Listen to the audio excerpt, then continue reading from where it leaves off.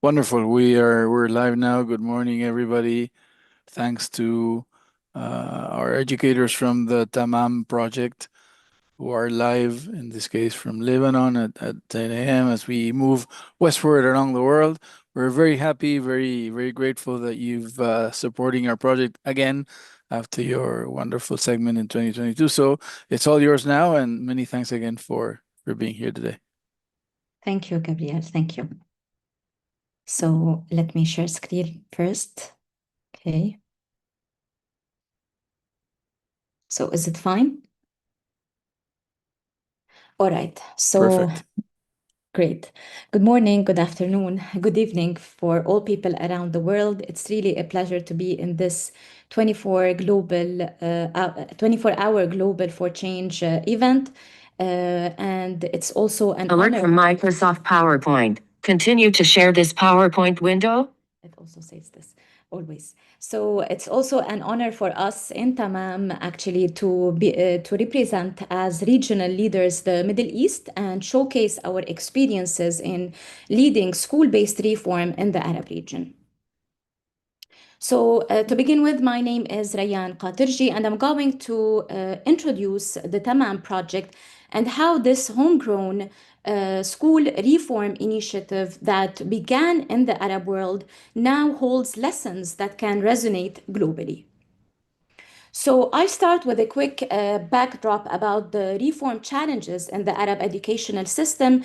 They are characterized by being bureaucratic, top-down systems that lack a clear vision that mobilizes educators to achieve them. And they focus more on compliance and monitoring rather than innovation and empowerment. Also, there are heavy investments in external reforms that are parachuted onto our schools and that are not rooted in the cultural specificities and local realities of schools and educators, resulting in short-term impact. In this context, practitioners are sidelined and they are perceived as passive implementers or receivers of reforms rather than agentic change agents or partners in this process.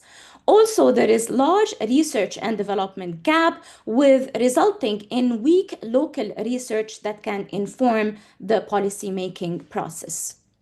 So in this context, Tamam in 2007 emerged to break this cycle of fragile reform and bring hope to build sustainable, locally led school-based reform.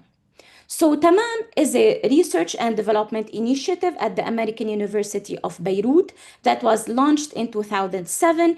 Its name is derived from the initials of the Arabic phrase translating school-based improvement. We aim at building the leadership capacities of educators in the schools in the Arab countries and generate collaboratively with them grounded designs and actionable knowledge that inform sustainable and effective school reform that is context sensitive. So the methodology that we employ is the collaborative action research, where we start with investigating and researching about what is found in the international literature about sustainable school. We also investigate the practitioners' experiences, prior contexts, and together with them, we develop designs, experiment them in their continuous collection of data, reflection, and monitoring. We refine our designs, and with this dynamic and iterative process, until now, we had generated grounded designs targeting different key areas. We found them important for school reform in our region.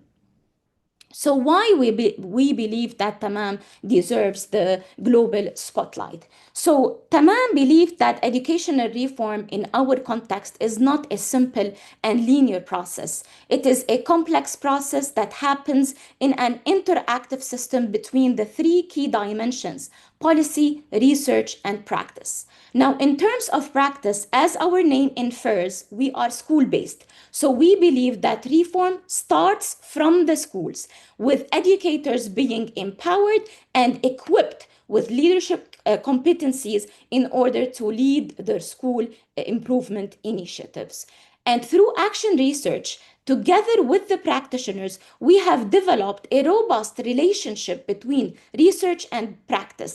And we generated through our action research methodology impactful knowledge that informs grounded knowledge based on school improvement. Also, we believe that policy legitimacy comes from practice and dialogue with the practitioners and the researchers, and we believe that an enabling policy environment is important for the school level innovation to flourish and scale up. So within this theoretical framework, TAMAM offered new lenses for school reform where practitioners again are agentic. Professional growth or professional learning is not limited to discrete training sessions, but is a journey of a job embedded experience in which practitioners get engaged in and involved in with continuous follow-up and coaching from researchers and continuous feedback and communication. Leadership in TAMAM is shared and broad-based, not limited to school principals, but to all the school community, including the students, their communities, and their families. Networking is essential in TAMAM, where educators and different educational stakeholders, they connect together, expand their leadership capacities in order to drive reform and make it more scalable and adaptable to different contexts. In all this work, we believe that context matters and everything is embedded in a contextual understanding of the lived experiences of practitioners and their cultural specificities for making school reform credible, relevant, and long-lasting.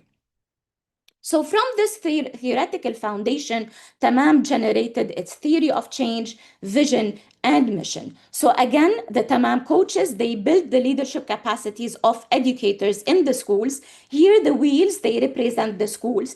And these empowered educators, they begin to make their voices heard and they advocate for policies and structures from the policymakers to support their leadership capacity and sustain their school innovative initiatives. So TAMAM believes that a top-down approach, supporting approach with a bottom-up innovative initiatives need to work in coherence and in harmony in order to achieve an effective and meaningful school improvement and reform. And all this happens in a dynamic process where the student is at the center.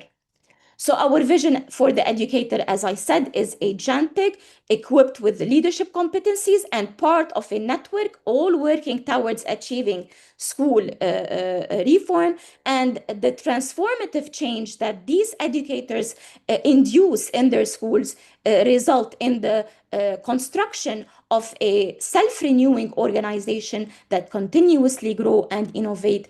And also we aim at graduating student leaders as well, who are lifelong learners, balanced individuals, and responsible, influential citizens in their communities. So all this happened in a kitchen, which is the TAMAM Research Lab, or the engine that fuels our work, where a network of actors and institutions, they work in concerted efforts to build the capacity of educators and broaden this capacity to more educational stakeholders for achieving sustainable and scalable reform that can have more potential for a systemic influence. So based on this theoretical introduction about TAMAM, I'm going to leave the floor now for my colleagues to give concrete examples of how these theoretical ideas are based on empirical richness and empirical evidence, and everything was theorized in TAMAM from practice. So we'll start with Mrs. Diana Sarieddin talking about our capacity building design and how it impacted teachers and learners, and then Dr. Stephanie Jraidini talking about lessons in TAMAM about teacher leadership, and then Mrs. Yusra Khattab talking about our coaching design and how it fuels the motivation and potential of educators. to change through our mentorship and caring approach. And we end up with Mrs. Nidal Juni talking about the leading learning and instructional supervision as a core component that drives sustainable school improvement. Diana? Thank you so much, Rayan, for the introduction. I will be talking about the ripple effect of capacity building from teachers to learners.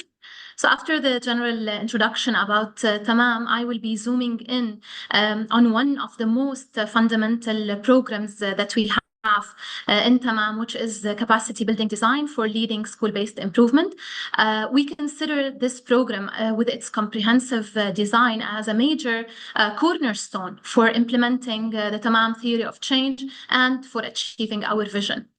This program is composed of a set of professional values, or what we prefer to call in TAMAM as the pillars or the competencies, which are integral for sustainable school improvement, as well as a journey that practitioners actually travel and embark on to improve existing practices and to address any specific needs or problems or areas that need improvement in their school. This journey is a process and a job-embedded learning experience where teams of practitioners work collaboratively with each other to acquire expertise and to build competence in the purpose of school improvement. Another major and integral component of this program is the special attention and the thorough attention that we give as coaches for these teams of practitioners for their motivation and for their well-being as they initiate and lead improvement efforts at their schools. This model has actually been implemented in diverse and varied contexts in the Arab world. Using it, we have built the leadership capacity of more than 1,300 educational practitioners across 73 schools in 9 different Arab countries. Along that, we have also strengthened institutional capacities to find and to build the appropriate structures needed to support and sustain improvement. Teams of practitioners have worked on a variety of initiatives that serve student-related outcomes. And if I can give some examples of these initiatives, some of them were related to student learning, others were related to instructional practices, holistic education, educational supervision, among others. If you want to know more about these and to get a glimpse about what we have, you can also visit our website, which we will give you at the end of the presentations. These initiatives have actually positively impacted more than 35,000 students. To measure the impact of the TAMAM capacity building program, there is a need to conduct evaluation studies. These studies actually examine the extent to which the school team members who are directly targeted by this program have acquired the intended learning outcomes across the 3 main areas of the program that I've mentioned before. So which are, if I can summarize, the leadership competencies, the skills acquired on the journey, as well as the motivation to initiate and engage in improvement initiatives across the school. We are also extremely intrigued to check for any cascading impact on the students and how would such an impact look like on them, as well as for checking any factors that can contribute to this impact on students among their schools. To answer these questions and to measure the impact of our program, we launched a comprehensive evaluation study which took place in a private school in Jordan participating in TAMAM. This school is mainstream. It actually mirrors and reflects the common practices and challenges that can be found in many schools throughout the Arab world. A selected team at this school was trained using the TAMAM capacity building program. We collaborated with a local university that members of this university helped us gather essential data for the purposes of this study. And then we made sure that this study serves the broader research agenda in TAMAM, and we decided on the area of focus that we need to be working on. Before I go into the details of this evaluation study, I will give you some background about the initiative that the school team worked on. So their initiative aimed to cultivate positive student behavior through adopting an innovative approach. Among the strategies that they implemented were updating the existing student profile to make it more comprehensive, then bridging or bringing on board most of the school community members to collaborate with them. They updated the student discipline manual and they made it like more centered, more accessible to both students and teachers, and they made it sort of a supportive guide for both of them, for teachers as well as students, and then they ensured that it is consistently being implemented across the school. Along with this, they have also established strong partnerships with parents. They brought them on board and they gave them copies of this discipline manual, and they involved them in decision making. Throughout this, they also enriched the school life that the students were exposed to through establishing student clubs where students can interact with each other, build friendships, and grow personally and so. Study, if I can get the slide, Ryan, please. Quantitative and qualitative data was collected from various sources, and the analysis was also conducted using various tools from TAMAM. At the end of our analysis, scores were generated to measure the impact on teachers and then subsequently on students through conducting some comparative analysis. From among the findings that we arrived at was an actual proof that TAMAM has a direct impact on teachers. The team that we coached became a competent and empowered team that was capable of initiating and leading school improvement at the school. Now, to further clarify how this happened, I'll give you some details. So, in details, this team acquired the TAMAM competencies. Significant growth was measured across all 11 competencies in TAMAM. The team started practicing participative leadership. They actually led by example and they modeled the TAMAM competencies across the school and throughout their work. They also professionally collaborated with each other and with the rest of the school community, and they also adopted reflective inquiry and continuously examined their practices to improve them and to change them. And throughout their work, they continuously based their decisions on gathered data and evidence. Now, when traveling the journey, they also acquired a variety of skills, a set of skills, such as their ability to identify areas that require improvement and that require attention, and some problems that they may be facing at the school, identifying these, and then trying to set plans for appropriate interventions. And they were continuously pushed to actually plan for some innovative interventions that go out of the box in order to find solutions for existing problems or to improve certain practices. And then they acquired the skill of leading implementation of these interventions, followed or actually coupled with continuous monitoring and follow-ups. And then this whole process was followed by a comprehensive evaluation to check for the success of the initiatives that they were leading.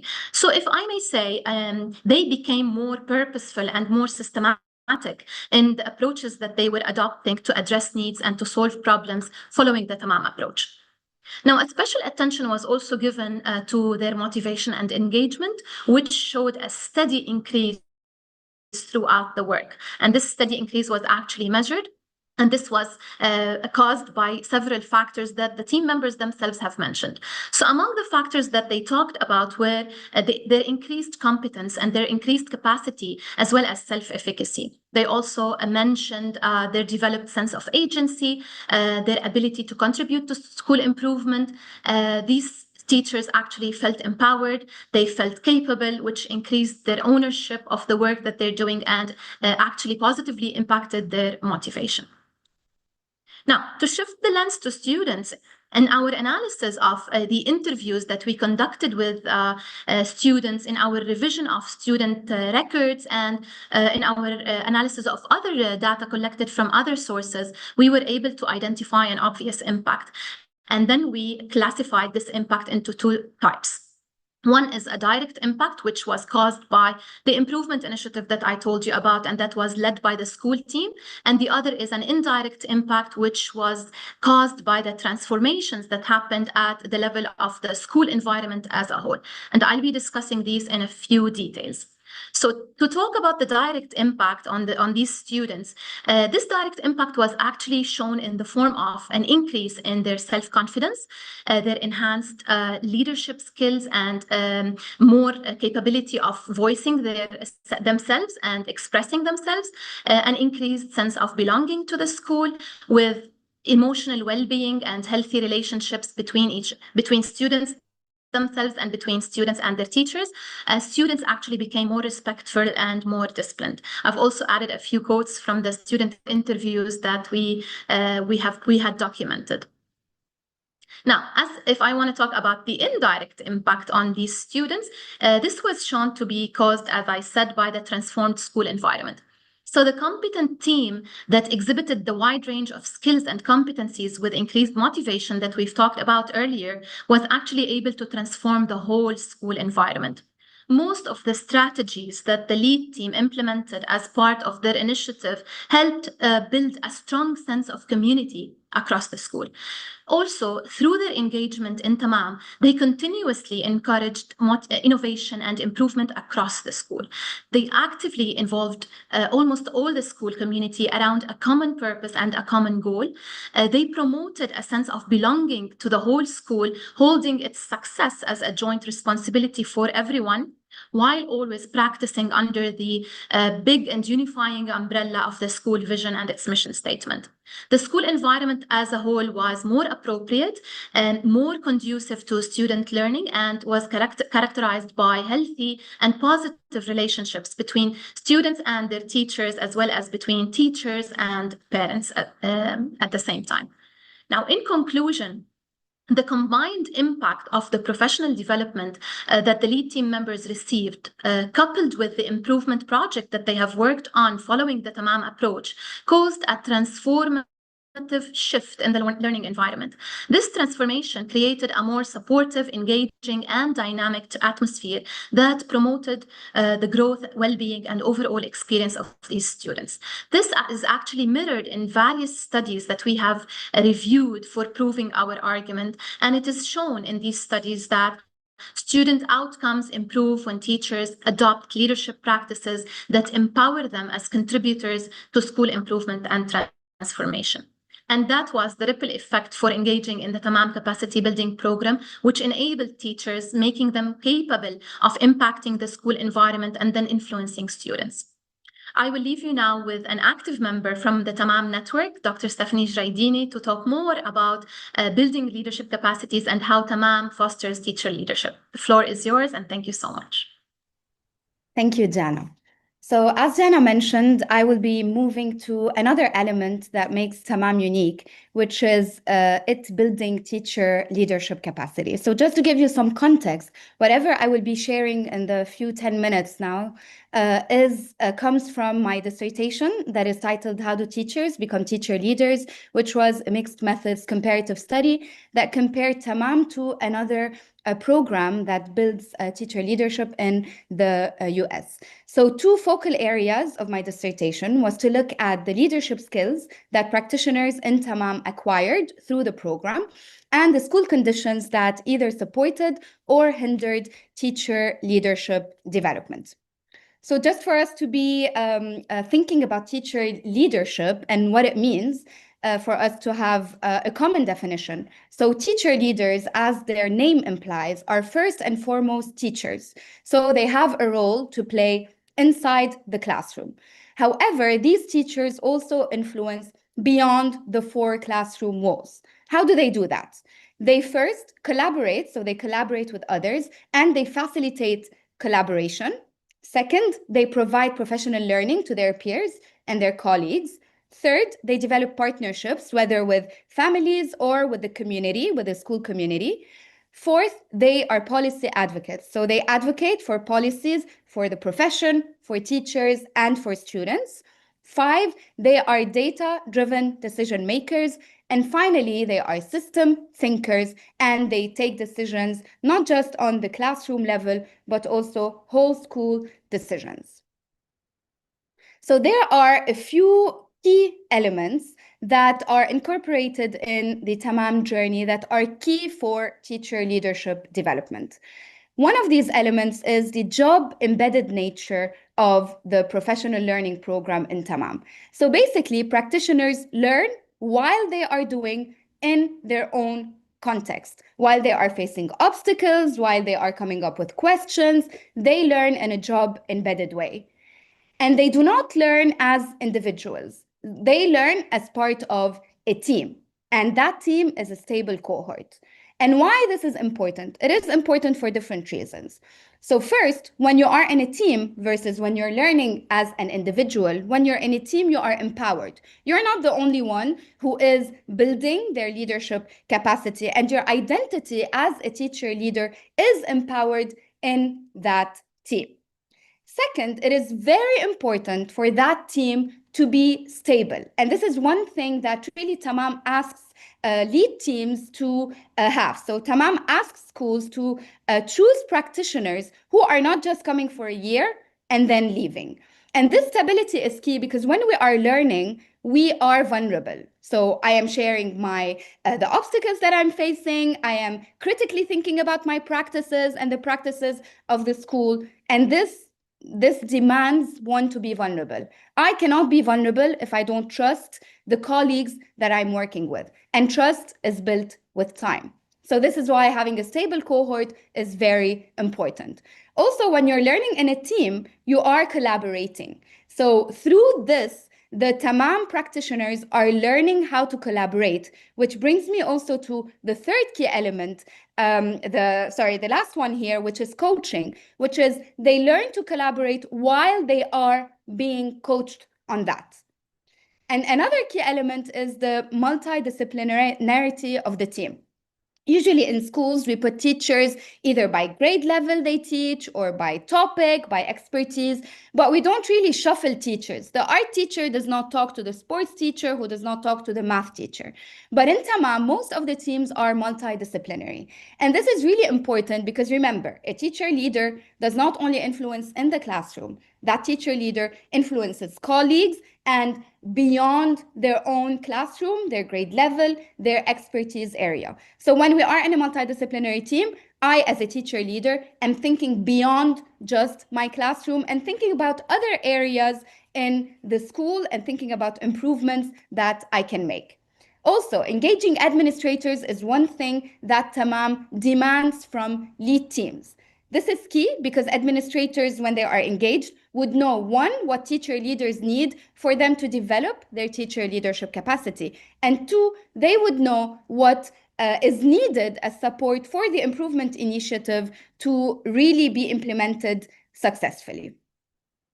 Action research is another big element in TAMAM, and this is a huge part of the TAMAM journey that we've heard a bit about.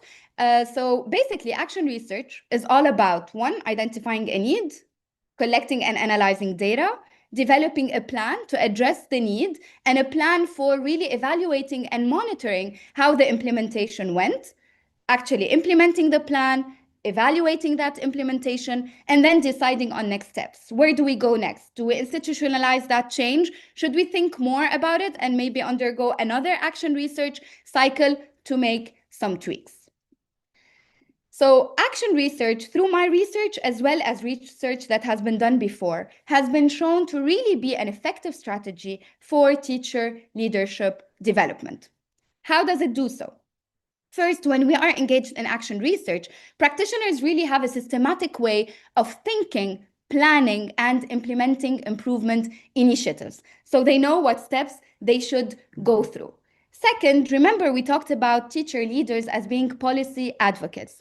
For us to be able to be policy advocates, we need to really have convincing arguments that are based on data that we use in order to advocate for these improvements, whether in the profession, in our school, with students, with teachers. Also, through action research, practitioners are getting data they are looking at this data, analyzing the data, and then planning according to this data. So this empowers them as data-driven decision makers.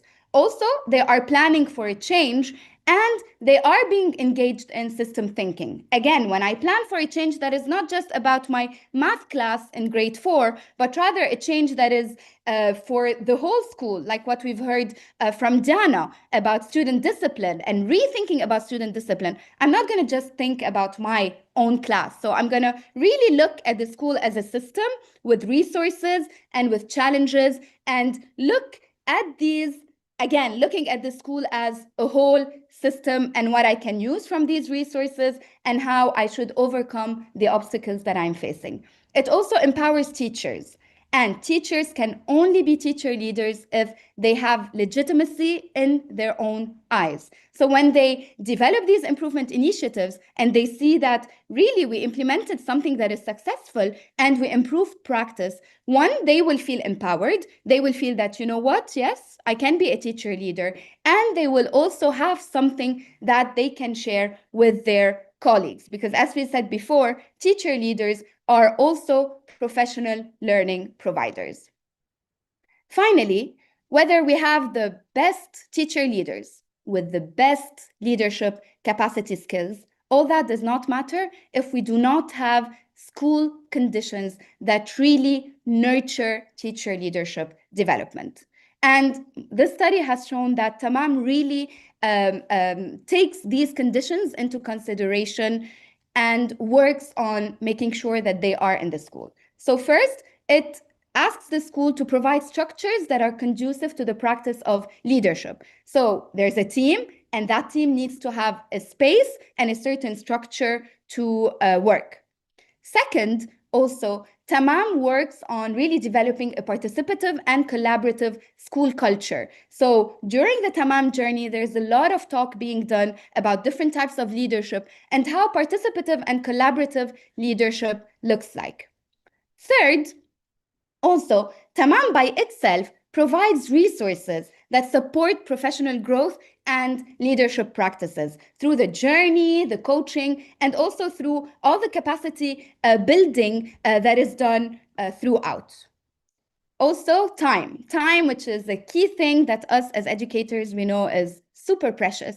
And TAMAM asks administrators and asks schools to give time, to allot time for this team to meet and to plan for the improvement initiative and to learn together about teacher leadership. Also, since practitioners are implementing planning and implementing these improvement initiatives, they are giving these practitioners opportunities to lead. If I'm the best teacher leader and I'm not given an opportunity to lead, I will not really implement these leadership skills that I have, and I will get demotivated.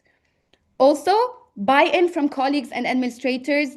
If I'm implementing a great change, there's resistance, it will not work. So TAMAM also talks about resistance, what is change, and how can we help our colleagues and administrators to buy into that change.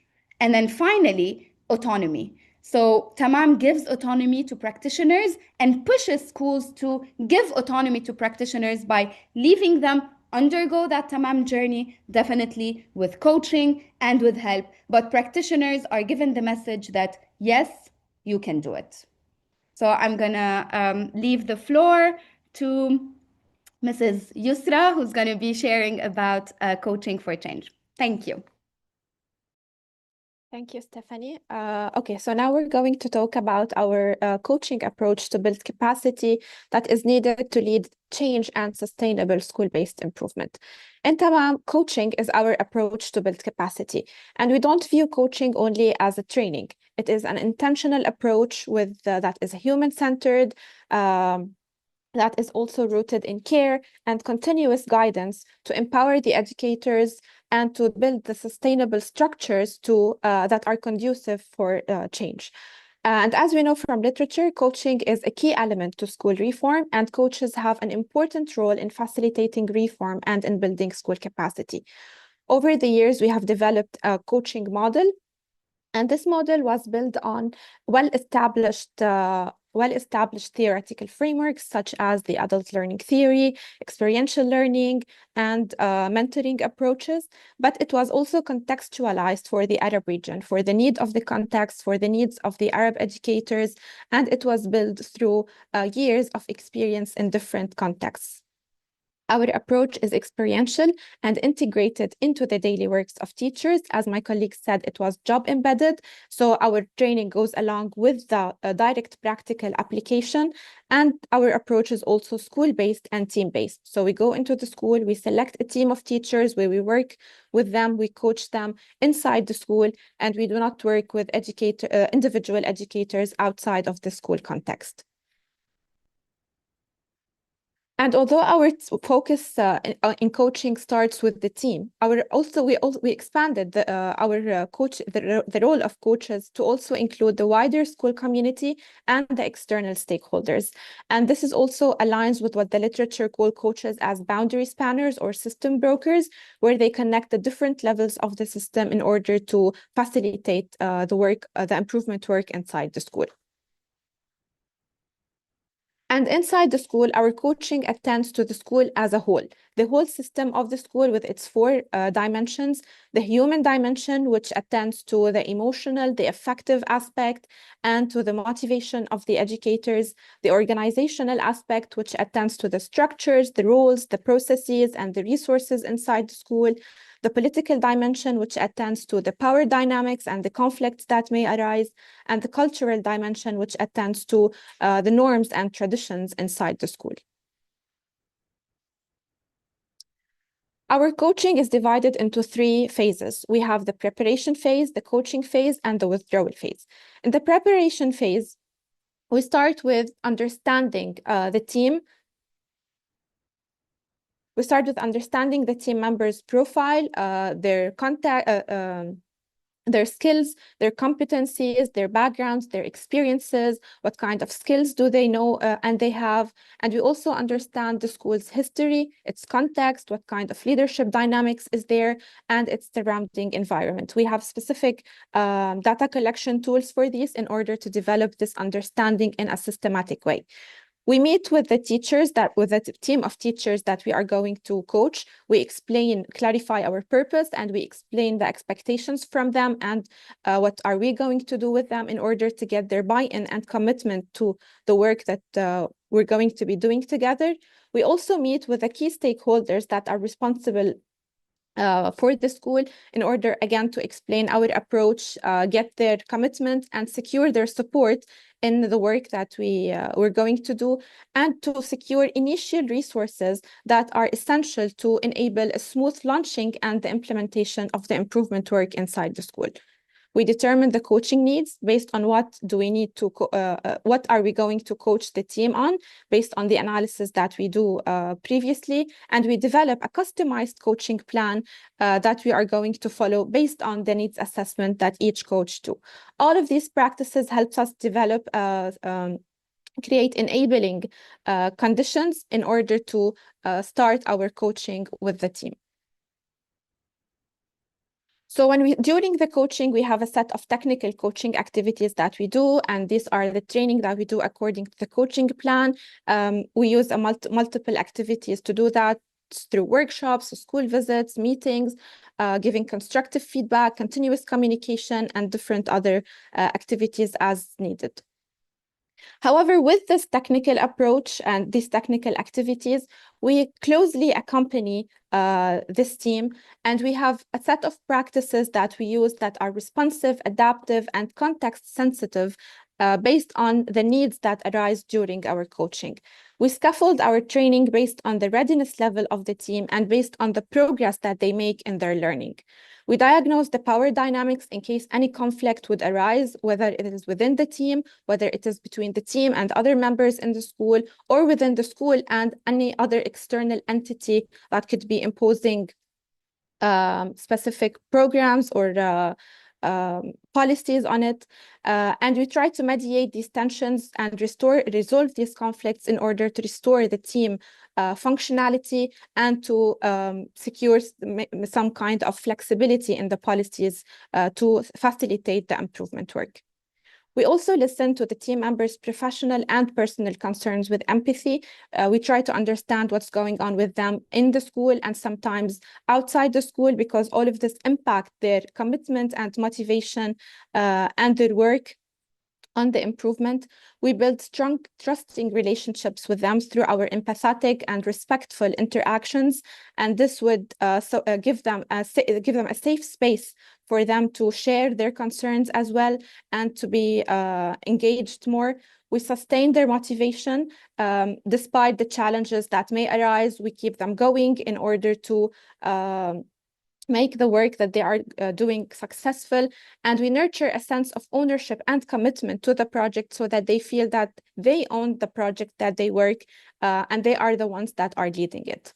We honor and align with the prevailing cultural, religious, and social norms that are within the school in terms of language, in terms of the way we dress, in terms of times, in order to sustain their motivation and engagement with the improvement work. During the withdrawal phase, we start with, after we complete our coaching, we evaluate our coaching, we evaluate how much did the teachers improve their learning, and we make decisions about what are the next steps that we are going to take with them. And we start gradually handing over the responsibilities related to improvement to the team. And we start also gradually reducing the coach's involvement with the team in the school. This is important to ensure the sustainability of the improvement work and the leadership capacity within the school, so the team is not dependent on the coach, but they have the independency and they have the autonomy in order to continue working on improvement inside the school even after the coach leaves.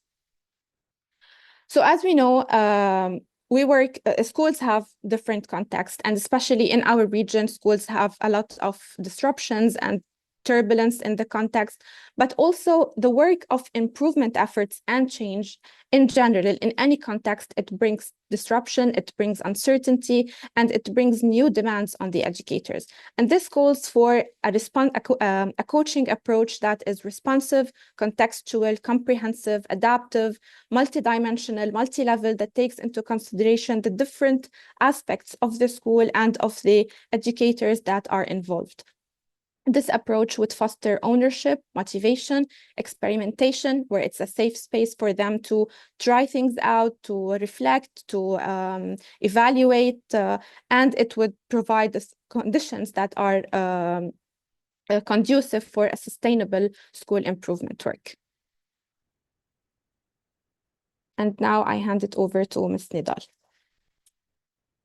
Hello, everyone.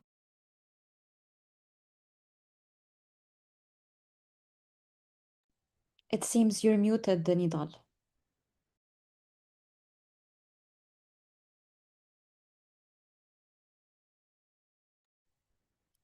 Hello, everyone. Thank you for being with us, and I would like to thank my colleagues in presenting TAMAM models and design. I will be presenting about leading learning, all this learning that will be generated during the school-based improvement projects at the school, and how leading this learning will be a core driver for sustaining the improvement and the impact of improvement. As you have heard from my colleagues, for leading school-based improvement, we need some enabling conditions which will support collaboration and inquiry and other processes which are very necessary for transformative change to happen, and a change that will finally impact students' learning, because this is our target. And any school-based improvement project is targeting students' learning by the end as an outcome. So what we discovered in TAMAM, that leading the learning generated by the school-based improvement projects should be done carefully and should be catered for in order to make sure it is sustained and it is captured. So School improvement, as I said, will generate new learning and new practices. This new learning is meant to be captured and sustained in order to impact students' learning. Otherwise, this learning and these new practices won't reach classrooms and impact students' learning. So leading this new learning is very essential for impactful and sustained transformative change, because this learning generated by the school-based improvement, it needs to be identified, to be acknowledged, to be articulated, and it needs to be documented so it won't fade away when the school improvement project is brought close to its end. So in TAMAM's 18 years of experience, we found out that sustainable improvement is rooted in both student and adult learning. So if adults are learning inside the organization and if students are learning qualitatively inside the organization, so all the improvements and all the new practices introduced will be sustained. Otherwise, if there is no deep learning at both the adult level and at the student level, the results will fade away just the time the TAMAM coaches or the TAMAM team will leave the school. So we talk about, and my colleagues talked about, the enabling conditions, creating a learning environment, having the right organizational structure, the flexible one, and also having educational practitioners who are motivated, who are empowered, who are engaged. These enabling conditions, like we said, are essential for bringing this transformative change which will impact students' learning. However, in years of working with the schools in TAMAM, we found out that there is another condition that is very essential for school improvement, which is instructional supervision. Usually, we expect schools to have this function at the system level, and with many people exerting this role, whether they are advisors, head of departments, lead teachers.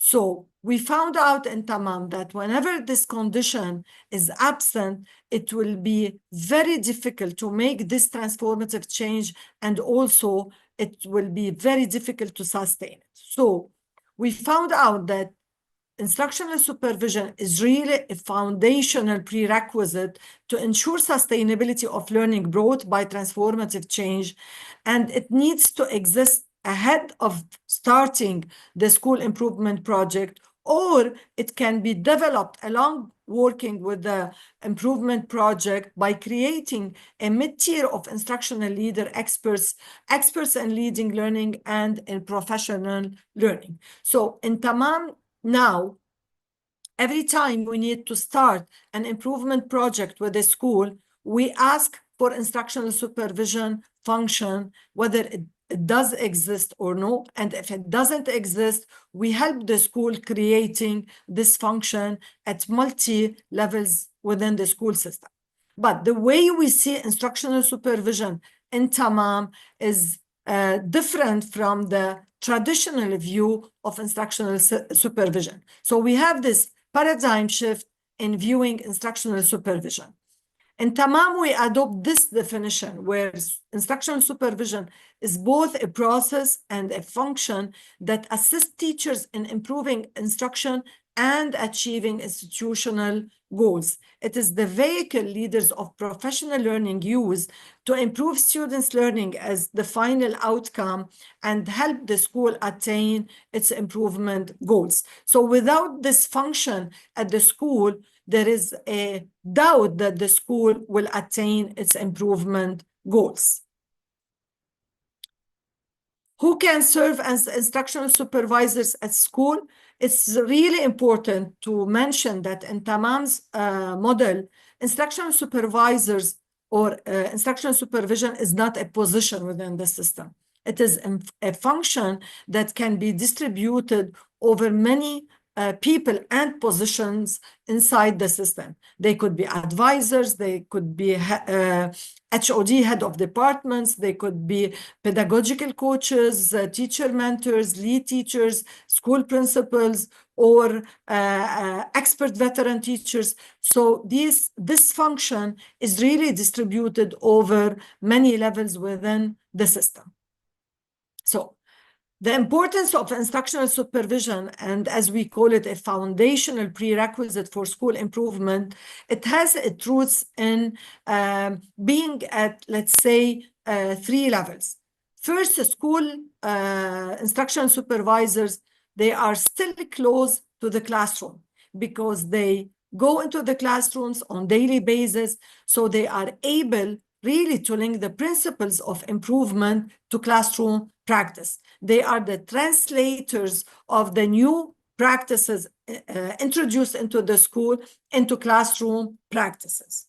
Also, the second dimension is that they are colleagues with the teachers because they are a group of instructional supervisors emerging from teachers from the middle tier in the school.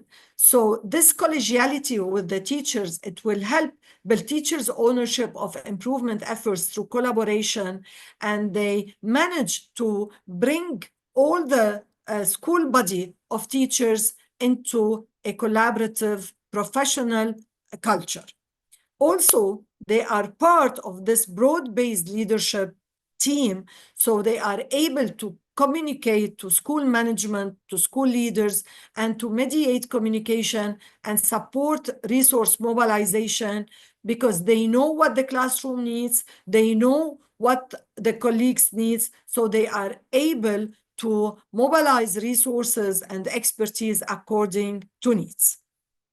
And instructional supervision in this TAMAM model, and when we talk about the paradigm shift, we found out that it should be developmental and collaborative.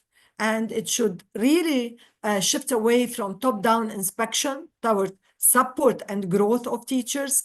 It is highly centered on continuous inquiry and highly contextualized decision-making.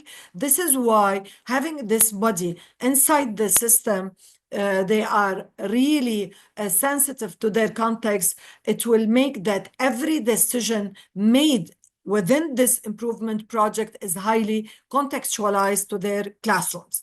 Also in TAMAM, or TAMAM's model for instructional supervision, it focuses on developing instructional leaders, not only on monitoring teachers. And my colleagues, they talked a lot about empowering teachers, and the existence of instructional supervision within the school will help teachers be empowered. Also, it will help strengthen and sustain professional learning communities, and it acts as a bridging translator, collecting the signals from the ground and from practice in classrooms to inform how these improvement strategies designed by the lead teams, by the coaches, are adapted and what adjustments are needed. Now, when we ask ourselves, how do they fulfill their role? The instructional supervisors, they set up internal committees, groups, task forces, and they organize WISE meetings. And what do we mean by WISE meetings is using these meetings to discuss shared concerns, to discuss resources available, to discuss strategies or new strategies or the learning generated by the school improvement project, very far from making just informative meetings. Also, they engage with the teachers in inquiry cycles and reflective dialogue. They experiment with teachers, and especially that time is allocated during these WISE meetings. So they experiment, they discuss, they reflect on these new practices. They document these effective practices to build the institutional memory. They conduct instructional rounds, and all the time they are providing mentoring and coaching to help implementing and sustaining those instructional practices. Also, they lead learning, and they are responsible for the professional growth of teachers by supporting collaboration and experiential learning, by providing this continuous support, by identifying contextualized strengths and weaknesses, by promoting a culture of reflective dialogue, also by aligning the curriculum and the instructional practices with the emerging requirements that come from the school improvement projects that the school is initiating. Also, they have a huge role in overseeing the school improvement plan, in collecting and analyzing data for reflection all the time in order to monitor the progress on the school improvement plan. They document these processes and the new generated learning. They provide strategic direction. Otherwise, the school improvement project may deviate from the focus, or may lose focus or deviate from achieving school goals. Because they are at the core of this system, they can provide strategic direction, they engage the team, and they address and help in overcoming resistance among teachers. So in TAMAM, what we learned about instructional supervision in practice in our context, that professional learning must be contextualized and grounded in practice. And instructional supervisors are the persons who are able to contextualize professional learning and make it grounded in the school practice. Also, we found out that instructional supervision is our vehicle for collaboration and collective work to sustain improvement over time, because they represent the tier where really the learning generated by the school improvement project is captured. Also, documentation is essential for building this institutional memory, and this is a big function of instructional supervisors at the school. Also, as my colleagues said, they require autonomy, trust, supportive structures, time allocated in order to do this function, and that lasting change is cultural. It is not merely technical. And school instructional supervisors, they are the one capable of making this school improvement project and the new learning generated cultural and very sensitive to school climate and culture. Thank you. Thank you, Back to Nidal. you, Leanne. Thank you, everyone. Thank you so much for your contributions. We hope that you find value in these experiences that we shared today about the Tamam's impact. And I would like to end up with very few slides talking about some more evidence of the impact of transformation that Tamam induced over its history of almost 18 years. So far, we built the broad-based leadership capacity in schools, targeting several schools, many practitioners, students, and their families. We also generated several grounded designs for school reform, tackling different areas: the team building the capacity of team members, the coaches, student leadership, families, the network design, and the inter-school collaborations for wider impact, and also a design for policy. Also, TAMAM generated until now a multiple or a rich grounded knowledge with multiple outputs and publications. And also we currently have training programs and consultation services with more engagement from educators across the Arab countries into these programs. We currently have a growing and active professional network with many educators and educational stakeholders with rich expertise, collaborating with each other and engaging continuously in collective professional learning activities. TAMAM was also selected as the laureate of the UNESCO Hamdan Prize for Teacher Development in 2022. And currently we have a rich digital library and active social media accounts, which we invite you to follow and check also our website to know more about TAMAM. If you would like to connect with us, you can reach us at tamam@aub.edu.lb. Thank you so much for listening. Thank you for the opportunity, Mr. Gabriel, and we hope a nice rest of this beautiful initiative. Thank you.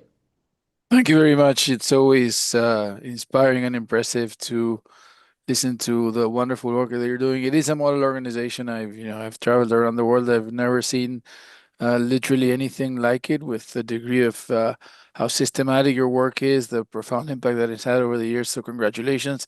Thanks. I hope a lot of people watch the video and the recording so that they learn about your program. Thank you very much and have a wonderful day. You too. Thank you. Bye-bye. Thank you.